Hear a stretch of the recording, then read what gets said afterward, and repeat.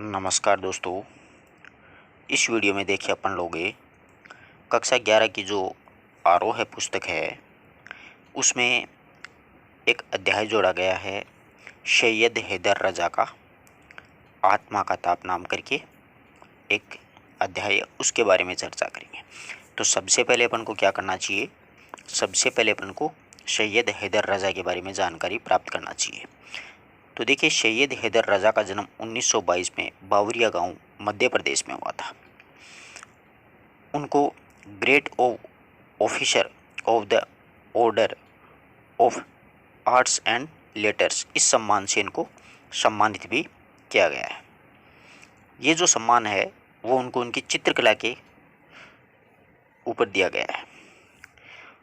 सैयद हैदर रजा ने चित्रकला की शिक्षा और नागपुर स्कूल ऑफ आर्ट और साथ में जे स्कूल ऑफ आर्ट मुंबई से शिक्षा प्राप्त की। ये अच्छे प्रश्न बनते हैं यहाँ पर परीक्षा की दृष्टि से कि सैयद हैदर रजा ने चित्रकला की शिक्षा कहाँ से प्राप्त की है। तो Nagpur school of art and sir J school of art Mumbai.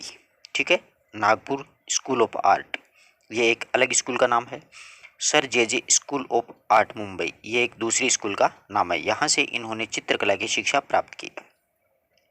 Bharat में अनेक जो प्रदर्शनियाँ होती हैं चित्रों की, उसमें आयोजित करने के बाद 1950 में ये कहाँ चले जाते हैं, फ्रांसीसी सरकार की छात्रवृत्ति पर फ्रांस जाकर के एक आगे का अध्ययन वहाँ पर फ्रांस में करते हैं। वो आधुनिक जो भारतीय चित्रकला को जिन कलाकारों ने नया और आधुनिक मुहावरा दिया, यानी नई नई कलाकृतियाँ बनाई हैं, नए नए अच्छे अच्छे चित्र बनाए हैं, उनमें सैयद हैदर रजा का नाम भी महत्वपूर्ण है।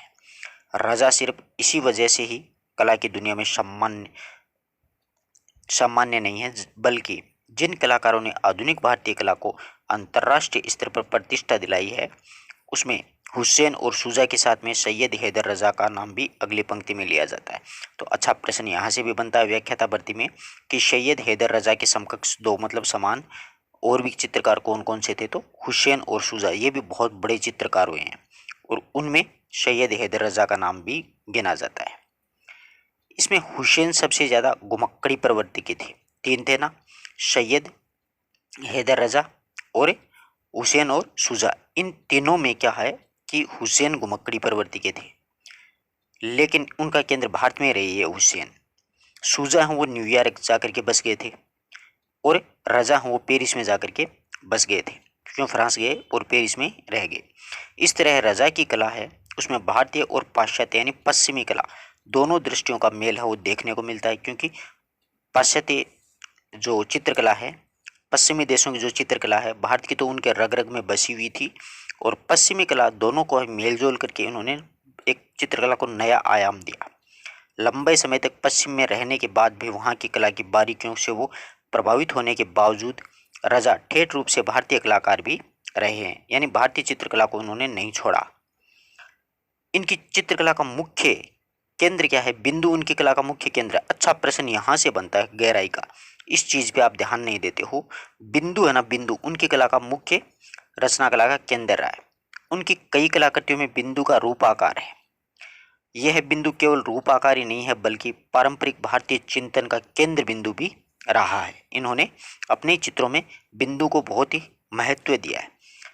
यहाँ ये है गौरतलब है कि बिंदु की तरह उनका झुकाव उनकी स्कूली शिक्षा नंदलाल झारिया ने कराया था। बहुत अच्छा प्रश्न बनता है कि बिंदु की तरफ रुझान इनका किसने करवाया था, नंदलाल झारिया, इनके कोई स्कूल के टीचर थे उन्होंने। रजा की कला को और व्यक्तित्व में उदारता है, उनकी कला में रंगों की व्यापकता और अध्यात्म की गहराई है। उनकी कला को भारत और दूसरे देशों में भी काफी सराहा गया है। रूडोल्फ वॉन लेडेन, पियरे गोदीबेर, गीतिशेन, जाक लांसे, मिशेल एम्बेर आदि रजा पर मोनोग्राफ भी लिखे हैं, यानी रजा के ऊपर इन लेखकों के द्वारा कुछ संस्मरण भी लिखे गए हैं। यहाँ पर दिया गया पाठ है सैयद हैदर रजा का मतलब आत्मा का ताप, वो एक आत्मकथा का अंश है। ये विधा क्या है पाठ की, आत्मकथा का अंश। ये विधाएं बहुत ध्यान में रखना, देख लेना एक या दो प्रश्न आपको विधा से संबंधित द्वितीय श्रेणी में पूछा जाएगा। व्याख्याता में ऐसे प्रश्न नहीं पूछेंगे, व्याख्याता में तो ये बिंदु वाले नंदा झारिया ऐसे अंदर से खोद खोद के पूछेगा अगला। इसलिए मैं थोड़ा सा आपको गौर करवाता हूँ इन चीज़ों पे। आप पढ़ते जाते हो पर इन चीज़ों पे आप ध्यान ही नहीं देते हो कि बिंदु कोई मतलब ही नहीं है, छोड़ आगे चलते हैं। तो ये आत्मकथा का अंश है, इसको अपन अध्ययन करेंगे। यहाँ पर एक अध्याय जोड़ा गया है, वो हर एक रचना ध्यान रखना जो विदेश में जाके बस जाता है ना, वो फिर अंग्रेजी में लिखना शुरू कर देता है। तो इन्होंने भी वही किया, सैयद हैदर रजा ने अंग्रेजी में लिखा और इसका हिंदू में अनुवाद है वो मधु बी जोशी के द्वारा किया गया। ये भी 2 प्रश्न आपको पक्का मिलेंगे परीक्षा में कि किस रचना का किसने अनुवाद किया। अब 2-4 मेरे थोड़ी सी ध्यान में आ जाती हैं। एक बात और बतला दूं, ये जो सैयद हैदर रजा हैं, सैयद हैदर रजा जो कि देखिएगा 1922 में जन्मे थे, परंतु इनका देहांत वो 2016 में हो गया। एनसीईआरटी पुस्तकों में वो अपडेट नहीं होने के कारण नहीं लिखा हुआ है, थोड़ा ध्यान दीजिएगा। 2016 में इनका देहांत है वो हो गया। ठीक है, ये महत्वपूर्ण बात है, जन्म और मृत्यु भी पूछ लेते हैं। तो अब देखिएगा आप लोग, जैसे ये जो आत्मकथा है इसका अनुवाद मधु बी जोशी के द्वारा किया गया है। तो ठीक इसी प्रकार से जैसे आपके सामने आ जाए कि आलो अंधारी का अनुवाद किसने किया, क्योंकि आलो अंधारी बंगला भाषा में है, समझ रहे हो ना सभी। तो इसका अनुवाद प्रबोध कुमार के द्वारा किया गया है। ठीक इसी प्रकार से आपको पूछ ले कि एक जूझ उपन्यास और जोड़ा गया है जो कि कक्षा 12 में है, उस जूझ उपन्यास का हिंदी में अनुवाद किसके द्वारा किया गया है, तो केशव प्रथम वीर के द्वारा उस जूझ उपन्यास का हिंदी में अनुवाद किया गया है। जूझ का पहले शीर्षक मराठी भाषा में मूल रूप से झोपी था। एन फ्रैंक की डायरी है, उसका हिंदी में अनुवाद किसके द्वारा किया गया है, तो एन फ्रैंक की डायरी का हिंदी में अनुवाद है वो सूरज प्रकाश के द्वारा किया गया है। इसी प्रकार से ऐसे बहुत सी रचनाएं हैं, जैसे अप्पू के साथ 2.5 साल है, उसका हिंदी में अनुवाद किसने किया है। अप्पू के साथ 2.5 साल एक मतलब वो संस्मरण है, ध्यान रखिएगा, पाथेर पंचाली जो फिल्म का है उसका हिंदी में अनुवाद है, मतलब वो भी बंगला में लिखी गई थी, तो उसका अनुवाद विलास गीते के द्वारा किया गया है। ऐसे और भी जैसे 1-2 और याद आ जाएं, जिस प्रकार मैं आपको बताऊं, निर्मला पुतुल की एक कविता जोड़ी गई है, आओ मिलकर बचाएं, उसका हिंदी में अनुवाद है अशोक सिंह के द्वारा किया गया है। अक्क महादेवी की भी कुछ पद जोड़े गए हैं अपने, उन अक्क महादेवी के पदों का हिंदी में अनुवाद है वो केदारनाथ सिंह के द्वारा किया गया है। ऐसे बहुत से लेखक कवि वगैरह होते हैं जिनकी रचनाएं हैं, उनका अनुवाद आप एक की ऐसा कीजिएगा अपने नोटबुक में, सभी कितनी पुस्तकें हैं आपके कक्षा 11-12 में 8 पुस्तकें, तो उन सभी का आप एक काम करना, एक में लिख लेना पाठ, लेखक का नाम और विधा, और फिर इसके मतलब किस भाषा में है और इसका अनुवाद किसने किया, देख लेना। ऐसे प्रश्न परीक्षा में पूछ लिए जाते हैं, आप इन चीज़ों पे ध्यान ही नहीं देते हो। तो ये यहाँ पर पूछ लिया कि सैयद हैदर रजा की जो आत्मकथा है, आत्मा का ताप, उसका हिंदी में अनुवाद किसने किया, मधु बी जोशी ने। राजा की चित्रकला के क्षेत्र में अपने आरंभिक संघर्षों और सफलताओं के बारे में उन्होंने बताया।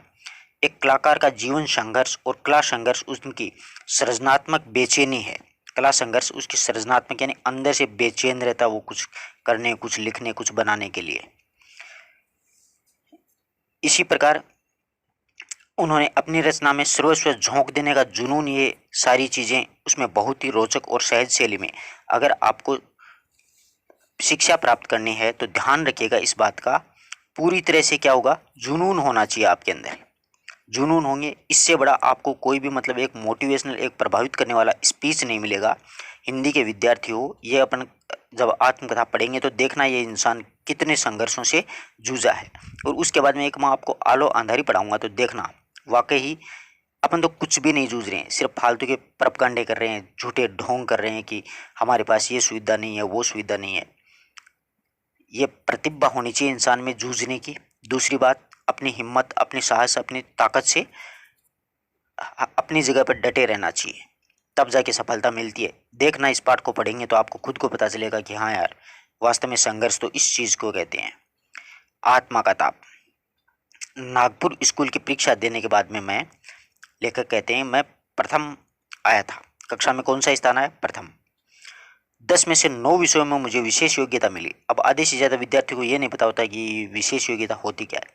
कोई टाइम में ध्यान रखना, 100 का जो पूर्णांक होता है ना हर विषय का, उसमें से अगर 75 मार्क्स किसी विषय में आ जाते हैं ना, तो इसको बोलते हैं, यहाँ पर लिखा हुआ मिलता है मार्कशीट में डी। डी का मतलब डिवीजन, डिवीजन यानी मतलब एक विशेष योग्यता मिलती है उसको, उस सब्जेक्ट में मतलब उसकी अच्छी पकड़ है, अच्छे मार्क्स आए हैं, 75 नंबर से ऊपर आते हैं 100 में से, वो बोला जाता है विशेष योग्यता। डिवीजन आती है उसको वो। उसको बोला जाता है ये विशेष योग्यता प्राप्त है।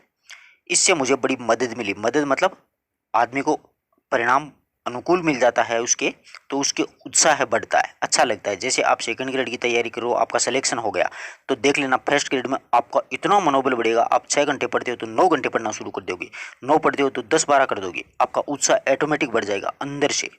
वो है तो मदद मिली लेखक को। पिताजी रिटायर हो चुके थे, अब मुझे नौकरी ढूंढनी थी, ये स्थिति आन पड़ी।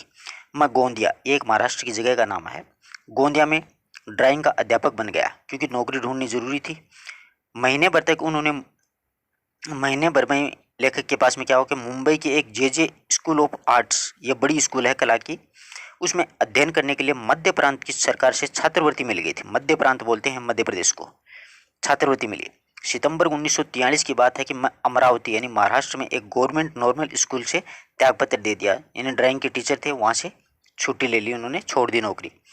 जब तक मैं मुंबई पहुंचा था तब तक जे स्कूल में प्रवेश है वो बंद हो गया, तो लेखक का मनोबल डाउन हो गया थोड़ा सा कि यार अपने को एडमिशन नहीं मिला। दाखिला भी हो जाता तो उपस्थिति का प्रतिशत पूरा नहीं हो पाता, छात्रवृत्ति वापस ले ली गई थी, सरकार वापस ले ली। सरकार ने मुझे अकोला, ये भी महाराष्ट्र में जगह, वहाँ पर ड्राइंग का अध्यापक की नौकरी देने की पेशकश की कि आप अकोला जाओ और यहाँ पर चित्रकला के टीचर बन जाओ। अब लेखक के पास ऑप्शन ही नहीं था, तो तय किया कि मुंबई मैं मुंबई में ही रहूँगा, लौटूंगा नहीं यहाँ से, मुंबई में ही अध्ययन करूँगा। यानी वापस नौकरी दी तो वहाँ पर वो गए नहीं थे, अकोला नहीं गए, मुंबई में ही रहे। मुझे शहर पसंद आया, वातावरण पसंद आया, गैलरियाँ और शहर में अपने पहले मित्र भी पसंद आ गए। और भी अच्छी बात यह हुई कि मुझे एक्सप्रेस ब्लॉक स्टूडियो में डिजाइनर की नौकरी मिल गई थी। मुंबई में ही नौकरी मिल गई, अकोला जाने की कोई आवश्यकता नहीं। ये स्टूडियो है वो फिरोज शाह मेहता रोड पर है। एक बार फिर से कड़ी मेहनत का दौर शुरू हो गया। यानी नौकरी मिल गई तो इसका मतलब ये नहीं है कि आदमी को मेहनत करनी छोड़ देनी चाहिए। देखना आप, इस आदमी को नौकरी तो मिल गई थी यहाँ पर, ये चाहते तो वहाँ पर भी अपने अच्छे लाइफ जी सकते थे, परंतु नहीं, कड़ी मेहनत का दौर शुरू हो गया। यानी आपका सेकंड ग्रेड में सिलेक्शन हो गया तो फर्स्ट की तैयारी करो, फर्स्ट में हो गया तो कॉलेज लेक्चरर की, आरएस की, आईएएस की लगे रहो, बस कड़ी मेहनत। परंतु अपने तो रीट में सिलेक्शन हो गया तो ही बल्ले बल्ले है, अब तो मज़े मज़े। ये सबसे गलत बात है। हर यानी मतलब 99% विद्यार्थी जॉब मिलने के बाद में बस गंगा स्नान हो जाता है उनका, तो अब स्वर्ग प्राप्त हो गया। जबकि यहाँ पर रुकना नहीं चाहिए, आदमी को जुझारू होना चाहिए, आगे से महत्वाकांक्षी होना चाहिए, आगे से आगे जाना चाहिए। करीब साल भर में ही मैं स्टूडियो के मालिक थे श्री जलील जलील और मैनेजर श्री हुसैन ने मुझे मुख्य डिजाइनर बना दिया। देखो 1 साल के अंदर इस बंदे ने कहाँ से कहाँ तक अपनी योग्यता से मुकाम हासिल कर लिया, मुख्य डिजाइनर बन गए। सुबह 10 बजे से शाम 6 बजे तक मैं दफ्तर में काम करता था। कितना लंबा टाइम पीरियड होता है। फिर भी मैं अध्ययन के लिए मोहन आर्ट क्लब जाता था, फिर रात को पढ़ने के लिए जाते, और फिर जेकब सर्कल, यहाँ पर भाई के परिचित का एक कोई मतलब टैक्सी का ड्राइवर रहता था, उसने मुझे रहने के लिए जगह दी। मुंबई में ऐसी ही जगह मिलती है भैया, और उसने कहा कि मैं टैक्सी रात को चलाता हूँ तो तुम वहाँ पर आकर के आराम से सो सकते हो। तो सैयद हैदर रजा हैं, उनको थोड़ा सहारा मिल गया। वह दिन में कमरे में लौटता था तो दिन में ये अपनी ड्यूटी पर चला जाते। ये छोटा सा कमरा जेकब सर्कल के साथ रास्ता में पहली मंजिल पर ही था। एक रात जब मैं 9:30 बजे कमरे में पहुंचा तो मेरे दरवाजे के बाहर एक पुलिस वाले खड़े थे बहुत सारे, और उसने मुझे कहा कि तुम अंदर नहीं जा सकते, यहाँ पर हत्या की वारदात हुई है। हम लोग कभी राजनीति या किसी प्रकार की संदिग्ध गतिविधियों में शामिल नहीं होते थे। कितनी अच्छी बात थी, चाहता तो लेखक भी यहाँ पर राजनीति कर सकता था, हो अल्लाह कर सकते थे, नहीं किया। मेरी तो अकल ही गुम हो गई, बेचारा नॉर्मल सा स्टूडेंट था। मैं तुरंत पुलिस स्टेशन जाकर के कमिश्नर से मिला, उन्हें बताया कि मैं एक विद्यार्थी हूँ, जेकब सर्कल में रहता हूँ, मेरे कमरे के बाहर पुलिस वाला खड़ा है और मुझे अंदर नहीं जाने दे रहा है। उन्होंने बताया, यानी पुलिस कमिश्नर थे, उन्होंने लेखक को बताते हैं कि टैक्सी ड्राइवर और मित्र, टैक्सी ड्राइवर कौन था, रालप, इसका नाम पूछा जा सकता है कि टैक्सी ड्राइवर के मित्र एक रालप पर और मुझ पर कोई मतलब शक नहीं है। रालप की टैक्सी में किसी ने एक सवारी को छुरा मार करके हत्या कर दी। ये रालप बेचारा टैक्सी चलाता था, तो कोई अननोन पर्सन आया और छुरा मार करके भाग गया। इसमें रालप क्या करे। अगले ही दिन मैंने जलील साहब को पूरी राम कहानी सुनाई। लेखक के बस का नहीं रहा, पैरों के नीचे से जमीन खिसक गई हत्या का नाम सुनते ही। तो जलील जी जो थे स्टूडियो के मालिक, उनको बताई। उन्होंने मुझे आर्ट डिपार्टमेंट में एक कमरा दे दिया। मैं फर्श पर सोता, मुझे रात में 11-12 बजे तक गलियों के चित्र और या फिर अन्य तरह तरह के स्केच बनाते हुए देखते। कभी वे कहते कि तुम बहुत देर तक काम करते रह गए हो, अब सो जाओ, क्यों, यानी रात 11-12 बजे तक मेहनत करते थे। कुछ महीनों बाद में उन्होंने मुझे एक बहुत ही शानदार ठिकाना देने की पेशकश की, क्योंकि आदमी मेहनत करता है तो सामने वाले का भी मन करता है कि यार इसको भी कुछ दिया जाए। तो एक पेशकश की, उनके चचेरे भाई ने 6ठी मंजिल के एक फ्लैट का एक कमरा दे दिया। उसमें 2 पलंग पड़े थे और उसकी योजना ये है कि अगर मैं यहाँ पर काम करता रहा तो मुझे कला विभाग का प्रमुख बना दिया जाएगा, कला डिपार्टमेंट का प्रमुख। मैं जेकब सर्कल का 7 रास्ते वाला घर और उसका जो गलीज वातावरण छोड़ करके नए ठिकाने पर आ गया और पूरी तरह से अपने काम में डूब गया। आकर के ये भी नहीं कि मुझे खुशी हुई कमरा मिल गया, बल्कि मेहनत यहाँ पर भी जारी है। उनका परिणाम यह हुआ कि 4 वर्ष के बाद में, देखो 4 साल मेहनत की है बंदे ने, 1948 में मुंबई आर्ट सोसाइटी का स्वर्ण पदक मुझे ही मिला था। कितनी बड़ी बात है, कभी मिला है स्वर्ण पदक? देखा है किस प्रकार का होता है? ये मिला लेखक को। इस सम्मान को पाने वाला मैं सबसे छोटी उम्र का कलाकार था। कितनी बड़ी बात है ये। 2 बरस बाद में मुझे फ्रांस सरकार की छात्रवृत्ति मिल गई। देखो ये होती है योग्यता। मैंने खुद को याद दिलाया, भगवान के घर देर है अंधेर नहीं है।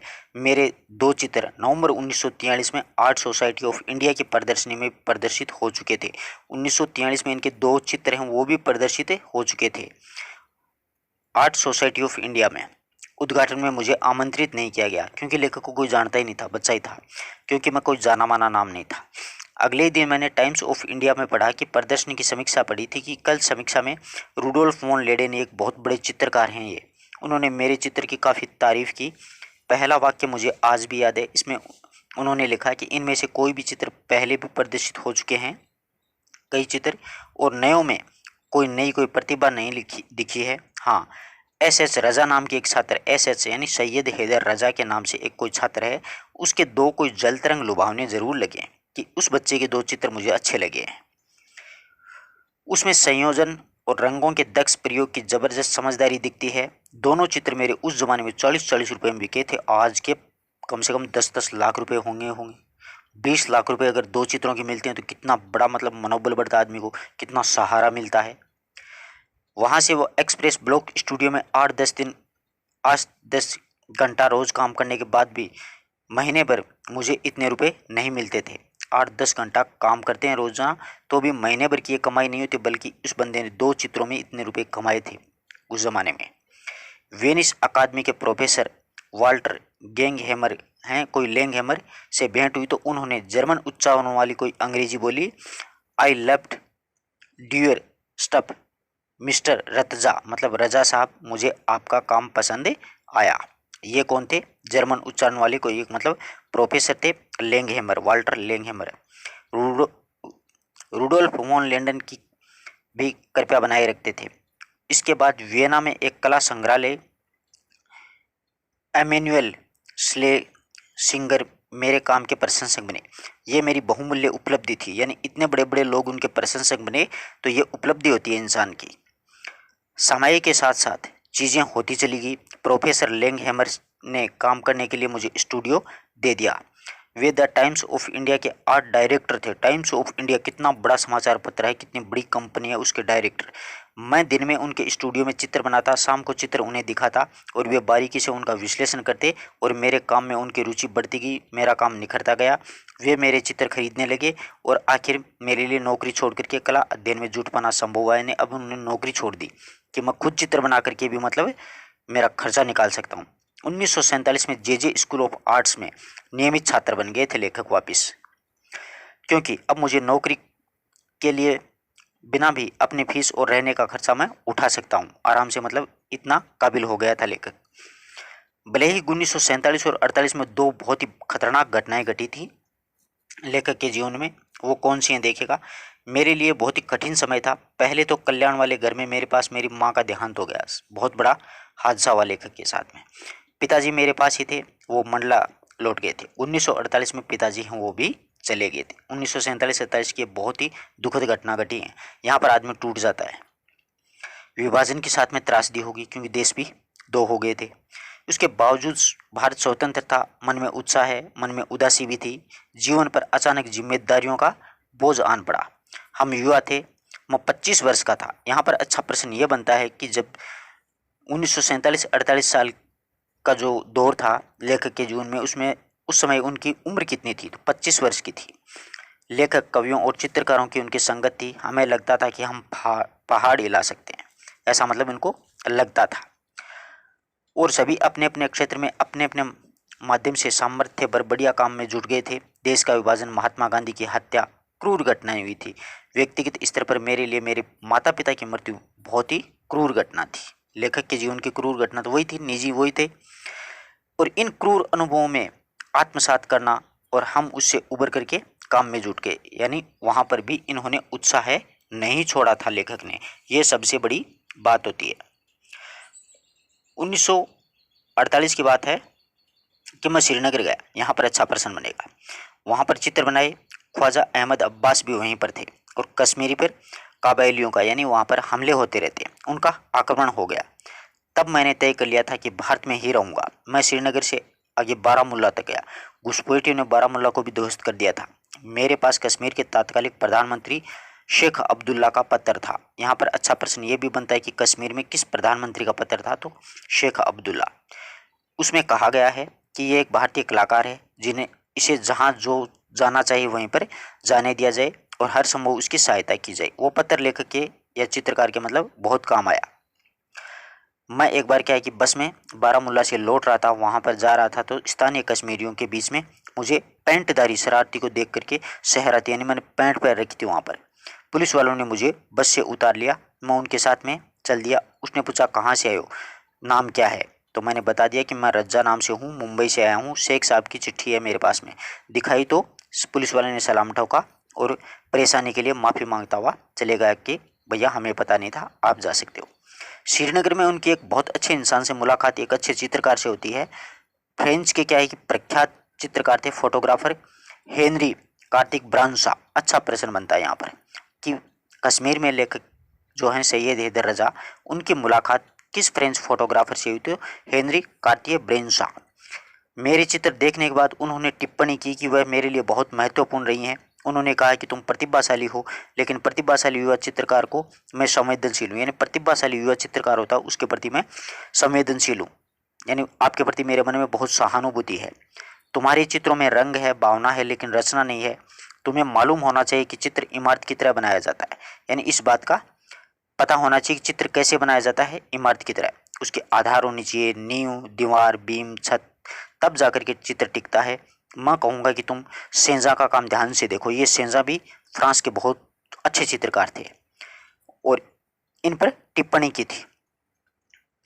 अब क्या है कि मुझे सेंजा पर बहुत, उनकी बातों का बहुत गहरा प्रभाव पड़ा।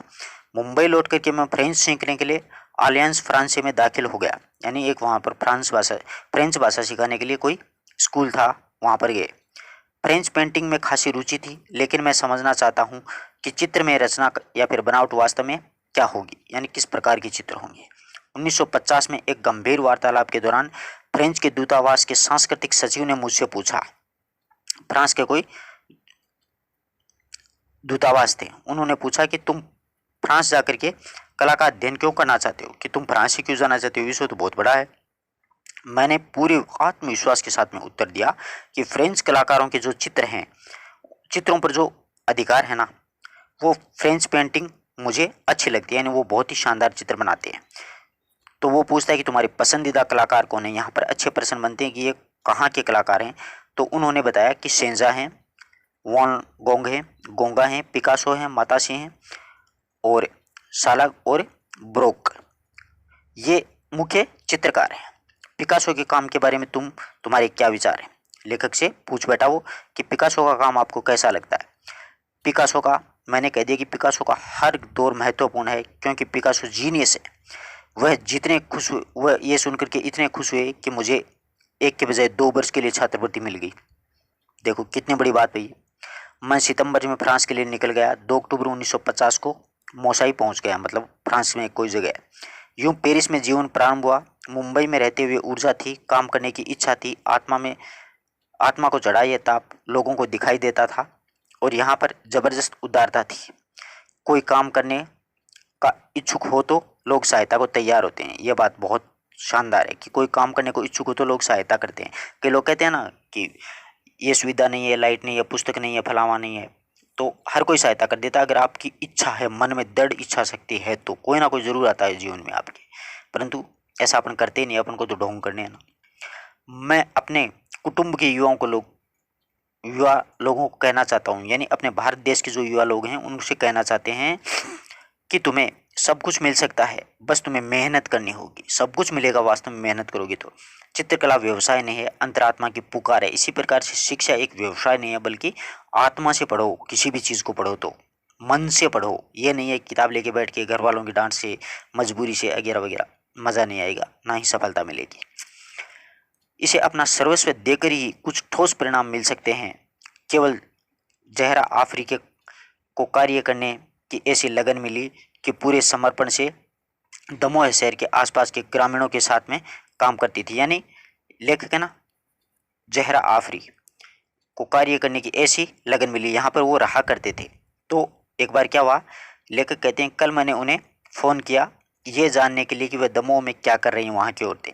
उन्हें बड़ी खुशी हुई कि मुझे सूर्य प्रकाश, उस समय क्या है कि स्त्रियाँ हैं वो अपने पति का नाम नहीं लेती थी, सूर्य प्रकाश की पत्नी से बात हुई, उसका किस्सा याद आया कि मैं धृष्टता से उन्हें बताया कि बिन मांगे मोती मिले, मांगे मिले ने भीख।